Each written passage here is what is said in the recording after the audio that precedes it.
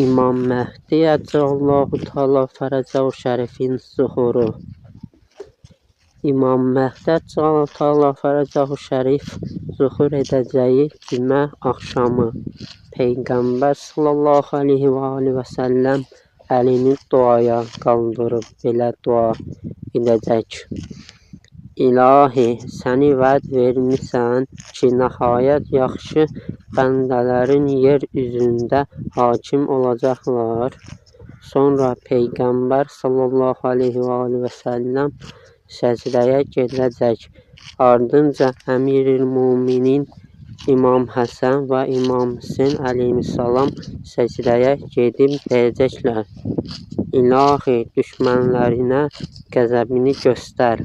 Bu zaman Allah Teala Peyğəmbərin sallallahu aleyhi və səlləmin duasını qəbul edəcək və zuhur baş verəcək. Qeybət Numani Bab 14 Hədis 56.